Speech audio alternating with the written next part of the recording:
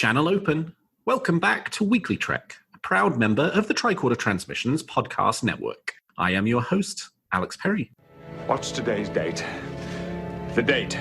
Today's show was recorded on May the 29th, 2020, and is current through Star Trek Picard Season 1, so beware of spoilers. All right, let's get into the show. Good day, Voyager, and welcome to A Briefing with Neelix. It's a catchy title, isn't it? WeeklyTrek is a 30-minute news show covering the biggest stories from the Star Trek franchise. We are in a new golden age of Star Trek. There are 6 television shows in production, possibly more on the way, and enough merchandise to fill the Bajoran wormhole. So stick with me, and I'll help you sort the real facts from a lot of the Dominion propaganda that you'll find online. But I can't do this alone, and my guest this week is returning guest and making it a Snap Trek double feature, given Jen Tift was my guest for the last episode I did. It's the other co-host of the Snap Trek podcast, Ross Webster. Ross, welcome back to WeeklyTrek. Hello, Alex. Thank you for having me back. A pleasure to be chatting WeeklyTrek with you. Of course, it is always my pleasure to have you. Or Ross, you know the deal. I want to know something that's got you feeling good about Star Trek at the moment. What's got you moving at Warp 10? There's so many reasons to absolutely be fired up for Star Trek at the moment. So many new series.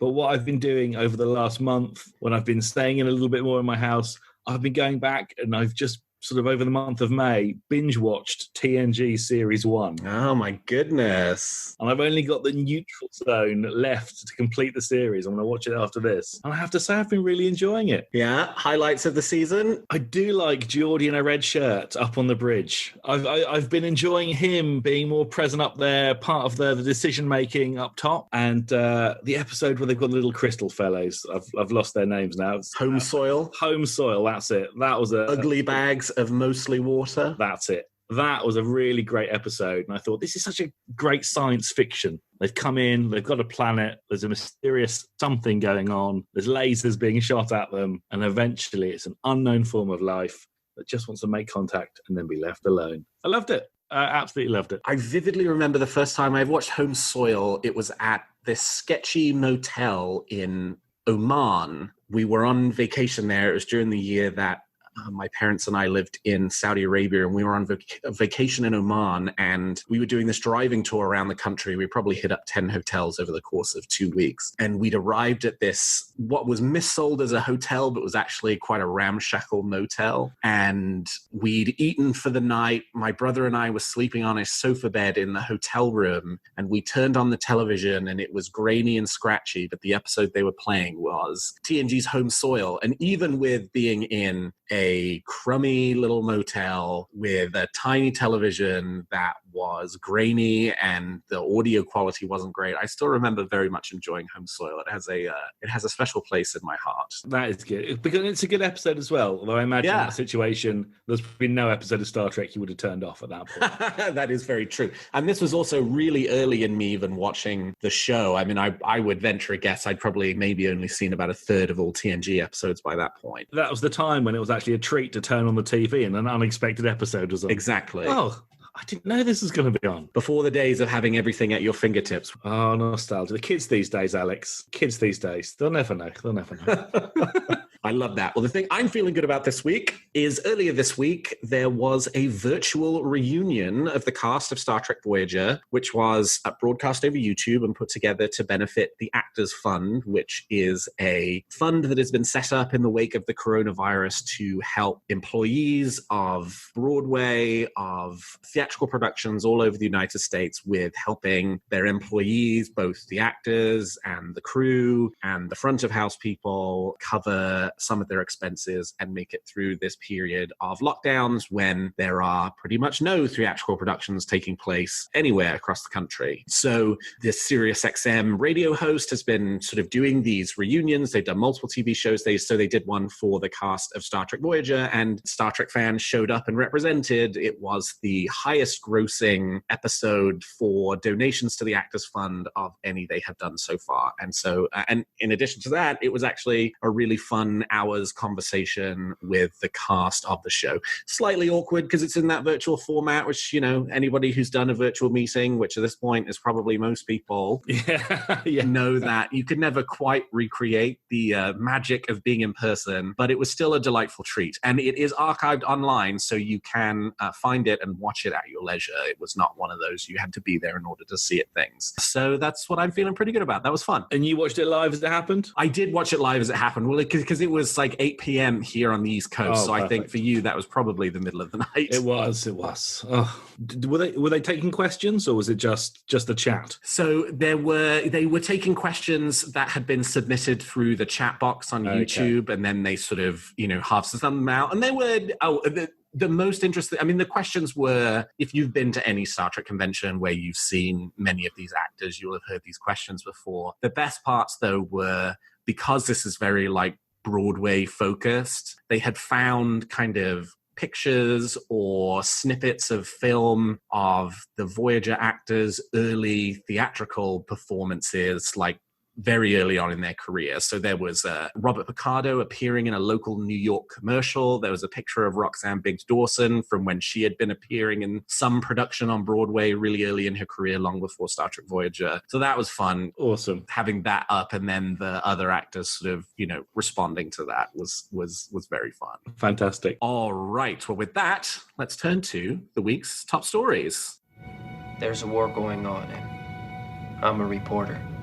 So our first story this week pertains to the 6th Star Trek production that is currently at some point in production, and the newest of those shows, that is Star Trek Strange New Worlds, which we talked about the announcement for on our last episode, but we rushed to record that episode so quickly. We did it. The show was announced on a Friday morning. We recorded our episode Friday night, and by Saturday morning, Variety had put out an interview with Akiva Goldsman that actually answered one of the hypothetical questions we had asked about the show on our last episode. So the headline here is that Star Trek Strange New Worlds will be a show that is much more episodic in nature than the current other Star Trek productions that we have had to date in this sort of Kurtzman era, that being Star Trek Discovery and Star Trek Picard. So Akiva Goldsman, the showrunner for Star Trek Strange New Worlds, said in Variety, "We're going to harken back to some classical Trek values to be optimistic and to be more episodic. Obviously, we will take advantage of the serialized nature of character and story building, but I think our plots will be more closed-ended than you've seen in either Discovery or Picard."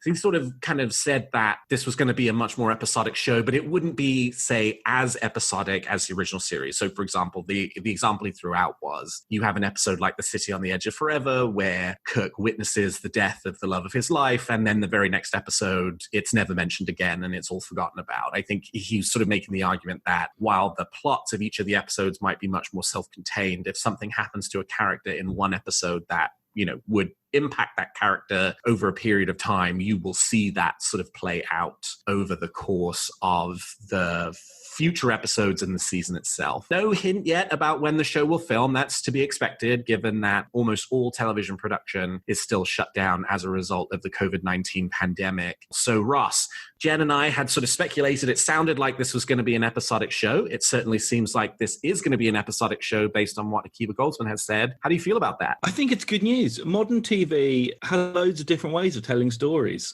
And it's right that Star Trek series should explore all these options really flexibly. Picard's got that sort of single, long-running narrative. Discovery has like an overarching narrative rather than a single story. And we don't have a lot of examples in modern Star Trek of those just shorter one-off episodes. There's one or two you could name, like Nepenthe or Magic to Make the Saints Man Go Mad, which really, those standalones. But those single-focused episodes they add to the character development. They can allow filmmakers to mess around with genre and do different things, whereas a single stylized narrative doesn't let you necessarily do that. And I just think it makes me think of the short treks, really. They make the Star Trek universe look massive because they highlight different bits of it and they show you it in different ways. And it just, some of it is just so wonderful and imaginative. Wouldn't it be great to see sort of an episodic Star Trek take on that kind of idea. Yeah, I think that's exactly right. I think, look, if you've got 4 live-action Star Trek shows that have been announced or are in development or are in production, and the first 2 that you have come out of the gate, Discovery and Picard, are long-form serialized storytelling, then if you're going to have a 3rd or a 4th show that you're adding to the docket, why not sort of have it stand apart and have it be a bit more episodic? It certainly seems to be clear from the fan response that while there have been very positive reactions to Discovery and Picard, there certainly is a longing amongst Star Trek fans for something that is more kind of week to week in terms of the Star Trek content. And it'll be fun to get something new in that regard and have it be set on the Enterprise and have it feature all these fabulous characters. Absolutely. And, a little episode, you watch it, you think about it, you discuss it, you mull it over. You love one episode, you hate the next. But you're not bogged down in a massive, complicated story. It's just an episode you can turn on if you're stuck in a hotel room in Oman and just enjoy it instantly for what it is. Right. Exactly. So that's very exciting, and we will look forward to learning more about Star Trek Strange New Worlds in the weeks and months ahead. Well, we also got an update on Star Trek Picard. Seems like Akiva Goldsman, everybody has been sort of dealing with lockdown in their own way, finding ways to fill their time and sort of while away the hours, and it looks like Akiva has been spending his time giving interviews about current Star Trek. So you will have seen lots of news stories about comments Akiva has made on Picard, on Lower Decks, on Discovery. I'm going to ignore what he said about Lower Decks and Discovery, even though other news websites have not, because he is not affiliated with those productions. And so I think you can boil down the things that he said about them to, I don't know anything about it, but the things that I've heard sound interesting / hilarious for both Discovery and respectively Lower Decks. But he does still remain deeply invested and involved in the production of Star Trek Picard. So we did get a little bit of an update on where things stand with Picard. On the question of when Picard will film, we don't know. Again, because of COVID-19, television production is shut down. They were meant to start filming season 2 in June. Obviously, that's not happening. Jerry Ryan at the Voyager reunion that I was talking about earlier also said, they had earlier this year been told June would be the start date. They've now been told maybe it will be in the fall, if that's when things from a television production standpoint have started to get back to normal. But Akiva talked about this in the context actually of it being a bit of a gift for Star Trek Picard, because it does allow for them to go back and to do some more work on the scripts for the season. He talked about how one of the challenges for serialized storytelling is you have moved beyond the scripts from the early episodes by the time you're writing the end of the season, and so it does sort of box you in certain ways. Whereas if you're writing the whole season all at once, you have the ability, once you reach the end of the season, to go back to the beginning and do some revisions to those early episodes to help you kind of tell a cohesive story that gets you all the way through. So he said that's basically what they were spending the extra time on, was continuing to refine the scripts and continue to work on making sure that the story for season 2 of Picard was as good as it could be. Last interesting little thing, though, was around the question of how long Star Trek Picard itself might last. So we have been told as far back as January of 2019, so it's almost a year and a half ago, that the expectation was that Star Trek Picard would run for 3 seasons. Patrick Stewart had said he had been pitched on a 3-season arc for the character, and that it was his expectation that, this was not going to be a one and done, but it was not going to be an open-ended commitment either, that they were talking about 3 seasons worth of content. But seems like maybe, just maybe, that is not the case anymore, and there might be a longer future for Star Trek Picard. So Akiva basically said, in response to how long is this thing going to go on for, Star Trek Picard, in my view, will go as long as Patrick Stewart wants it to, which could mean it will continue for a 2nd season and a 3rd season, and then that will be the end of it. But maybe, as Sir Patrick himself, he has an interesting idea for a 4th season and wants to pursue it, this show might last a bit longer as well. Ross, what do you think about that? Would you like to, we've only seen 1 season, so it's tough to say if you'd want a 4th season, but how does the idea of more Picard make you feel? I am willing to watch as much as they put out. So I'm here for this. Season 1 was not perfect, but it's definitely enjoyable and an interesting addition to the Star Trek franchise. And, this show, more than any other Star Trek, hinges on a specific person, an actor, Patrick Stewart. His interest and his participation have got to be absolutely paramount.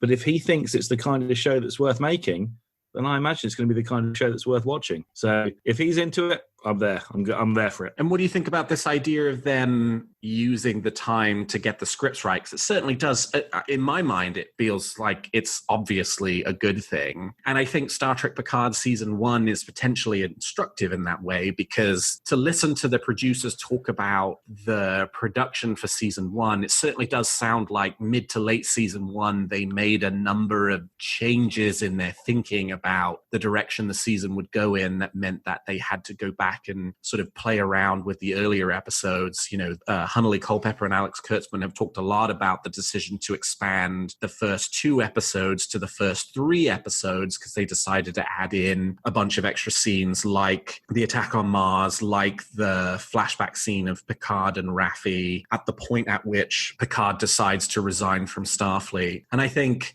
that sort of did potentially create some tonal, pacing, structure issues for the season as a whole that they could never quite get themselves out from under. As you say, it was a great season. It was not a perfect season. So it certainly seems very positive, this idea that they would kind of use this opportunity to work on the scripts in totality. It actually surprised me that wasn't already a thing they would do, because it seems like they made such a big point of saying this is going to be this is a film. You're watching a movie in progress in serialized chapters. It strikes me that the script would have been completed by the time they started filming. But I suppose what happens is they film something either works really well or something doesn't work really well, and then they make a slight change to it, or that sparks off a new idea, and they think, you know what, maybe we could run with this idea. And then it goes back into that more sort of weekly television production. You know, we produce an episode and then we make the next episode afterwards, rather than this is one long comprehensive narrative which needs to completely make sense from point A all the way to point Z. So it surprised me that they didn't do that, but I guess that's just the way TV works. And, you know, that he's doing it now, fantastic. And if they are going to learn from the great things that happened in Picard Season 1, I can only think that Picard Season 2 is going to be 10 times better. I'm very excited for it. I'm loving the new stuff. And what do you think you want from Season 2 of Picard? Actually, we might talk about that a bit later on. Say no more, sir. Say no more. All right. So we will move on from Star Trek Picard. So that's very interesting. We'll see what ends up happening. Could ultimately lead to nothing. We might be seeing a 3rd season finale and series finale at the same time, but opens the door for possibilities for future Star Trek Picard yet to come beyond this projected 3rd season. From Star Trek television productions to the merchandise world, Ross is a huge comic book fan, and so this will come as good news as far as he's concerned. Star Trek comics are returning this summer, so for anybody who has any interest in the comics publishing industry as a whole, comics publishing has more or less been on hiatus since late March, when the major distributor in the United States, that's Diamond Comics, suspended their operations due to the coronavirus. So they effectively stopped shipping out new comic books to comic book stores. That is the lion's share of the market. And so as a result, the publishers decided they would stop releasing new comic books until Diamond got back on its feet, because they could produce the books, but they couldn't get them out to the stores, and the stores couldn't get them out to the customers. So as a result, it has created a huge wave of reshuffling of releases for this year, because releases that were planned for March, April, and May are now largely rescheduled for July, August, and September. And that is true of Star Trek comics as well. Few of the series we have been looking forward to this year include the continuation of the Year 5 comic series for the Star Trek The Original series, the sort of episodic writer's room style, long form story that they're now approaching the completion of the first 12 issues of in the Year 5 narrative, the new Star Trek Deep Space Nine miniseries, Too Long a Sacrifice, which features the character of Odo. And then there's also the collected editions for the Star Trek Picard Countdown series that was released around the start of the Picard show, and also for Year 5. So your comics publishing schedule revised will be on June 3rd. You'll have Year 5 issue 11. July 1st will be Year 5 issue 12. July 15th, the Deep Space Nine series, Too Long a Sacrifice, will start with issue 1. August 5th will be Year 5 issue 13. August 19th will be Too Long a Sacrifice issue 2. And then coming on August 26th will be the Hell's Mirror one-shot, which features Khan Noonien Singh. In addition to that, in July, will be Year 5 Volume 2, trade paperback. And then in August, the collected edition of the Picard Countdown comics. Ross, has got to have you feeling pretty excited, right? Well, first of all, let me just say thank you for the gift this article is, because I really enjoyed reading all of this. I have been, dry of Star Trek comics for about 3 months now, and usually I've got at least 1 or 2 coming in every month to keep me going when there's no episodes on television. So I'm absolutely thrilled that Year 5 is going to continue after this pause. I feel like I've been waiting for a while. And if anyone is not reading Star Trek Year 5 yet, it is a brilliant Star Trek comic book series. So I couldn't recommend it enough. Ongoing narrative, episodic format, month by month is a different story, but it keeps on going. And it is those classic TOS original characters, and they revisit some familiar planets, they revisit some familiar faces, but there's also totally new stories. It's absolutely brilliant, and the art is stupendous. So definitely look out for it. Yeah, it's really good. I've been reading that one too, and have been really enjoying it. I think my favorite issue they have released so far was the Valentine's Day special, which was the story of Kirk, and he gets into a relationship, and you sort of follow.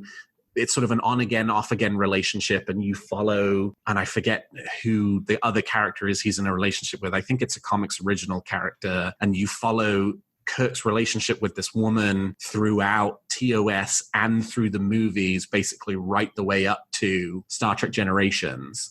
It was just really cleverly put together and very cool to see some movie era Star Trek in comic form, because we've not had that now in a very, very long time. So that, I don't think, I've had that on order and it has not arrived. This is one of the things that's been backing up. So I've got so many comics backed up waiting to come to me. And I know that's one on the way. I haven't read it yet. Oh, it's a good one. You're in for a treat. I'm so jealous. No, I'm glad it's good. And looking out for the other stuff, the fact they're cracking out a Deep Space Nine comic book as well. First one in must be more than a decade, perhaps. 2010 was the last one. 2010 was the last one. And the fact that it's going to focus on Odo and René Auberjonois, that's just perfect. It's perfect timing as well. And the covers just look great. It's noir looking, shadowed Odo, but really bright colours. It's a real contrast. It's definitely worth a look at. If anyone's interested in Deep Space Nine, Too Long a Sacrifice, the Star Trek comic, it's going to be amazing. It looks great. And I cannot wait for it. I've been waiting for months for this comic. In fact, I heard you announce it on a WeeklyTrek months and months ago. I immediately went to order it. It was perfect. Yeah, it does feel like with all of this COVID-19 pandemic stuff that's been going on, in many ways, our lives do feel like they sort of just hit pause for the last 3 months. Movies that were supposed to come out, books that were supposed to come out, I think when it was after Destination Star Trek. You and I did an episode in which we talked about all these reference books coming out in 2020, like the Dan Curry book, The Art of Star Trek, the motion picture, The Art of Star Trek Discovery Season 2. And like 2 of those books were supposed to have been out already, and now they're all pushed to the end of this year. Movie releases, all the movies that were supposed to be coming out right now, those have all been pushed to later this year, next year. TV production, we're obviously still waiting for Star Trek Discovery Season 3, Star Trek Lower Decks Season 1, but we know that Picard Season 2 is going to be delayed. We know that Strange New World Season 1 is going to be delayed. It feels like we have just kind of been in this liminal sort of space between what was before and what comes after for the last few months. And so announcements like this are very exciting, because it does feel like we're slowly starting to get some semblance of normality. Yeah, that the cogs are beginning to turn. This is one of the signs of life again. We're starting to come back to reality. I'm quite excited about it. And I have been enjoying rereading books and reading all the books that I had bought but never gotten around to reading. But it would be nice to get some new content through the doors as well. So that's very exciting. And we should also mention that the Picard Countdown. They've drawn him. They've done a brand new cover for the trade paperback, and he's wearing his Chateau Chic rather than that sort of bizarrely disproportionate front cover they had originally. Yes.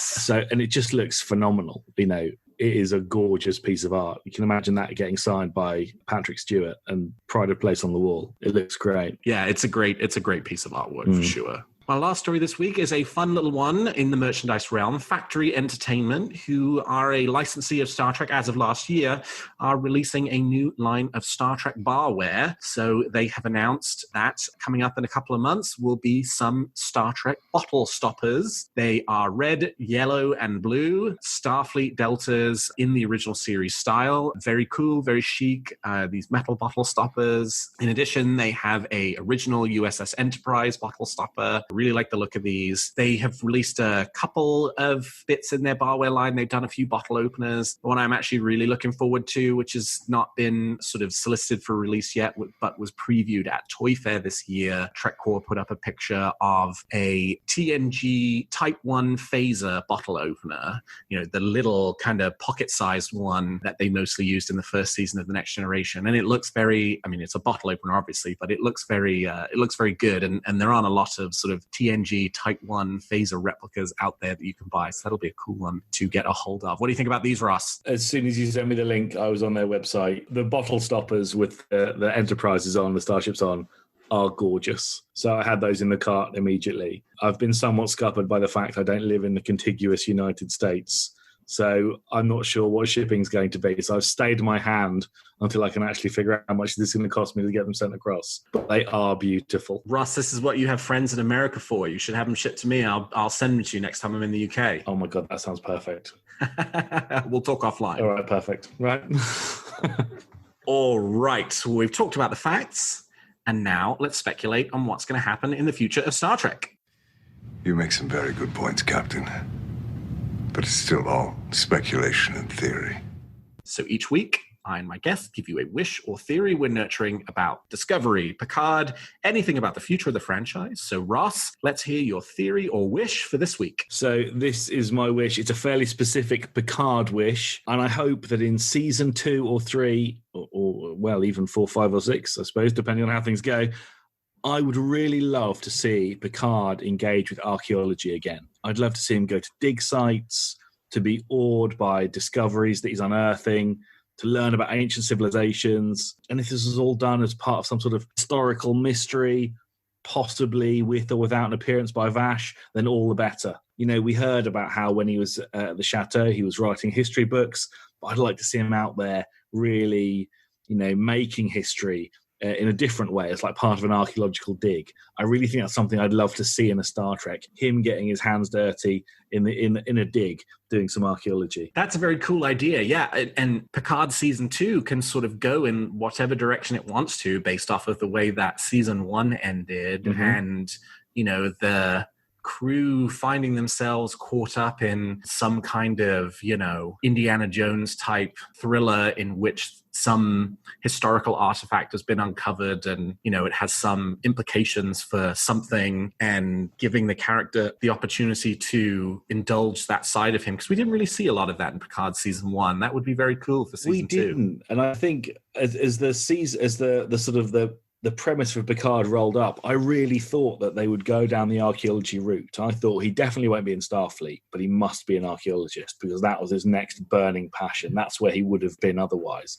And so just to see him on the chateau, I thought, you know, I thought he was going to be driven by this passion to be doing this again. So I'd love to see that re-sparked and go again, because it's something I find particularly interesting, and I was always thrilled that it was something that he found interesting as well. I say let us explore the mystery of the Kurlan Naiscos. It's the best thing. I mean, I was umming and ahhing about whether I should reference it, and I just thought, no, I bring it up too often in everyday conversation.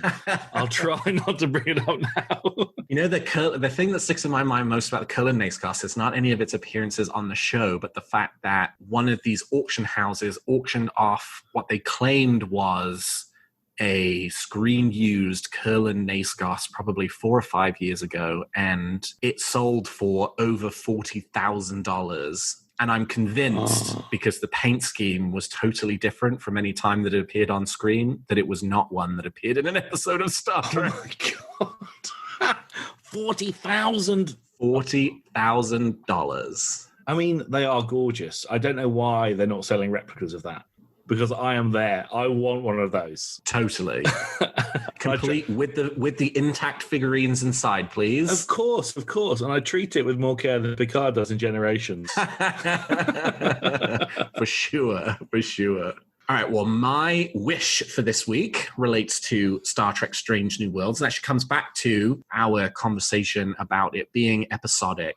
Discovery and Picard have each of the seasons of both of those shows have revolved around this sort of storytelling technique, which has been used a lot in modern television, which is the quote-unquote mystery box. This idea that there is some mystery that needs solving, and over the course of the 10 episodes, you sort of unveil that mystery and round out the story with the big reveal of what you were sort of missing. Discovery Season 2, for example, being the most obvious with who is the Red Angel. Yep. I would really like Strange New Worlds to abandon the mystery box concept entirely and to just focus on character and these individual stories. Because Discovery, it does feel like, you know, they got the mystery box and they've been doing some sort of episodic, you know, Magic to Make the Sanest Man Go Mad, Obel for Charon, you know, a few other episodes in that vein. But they've sort of been hamstrung by this mystery box that even the episodes where they are exploring, you know, some new idea still have to tie back to the central arc and theme in some way. So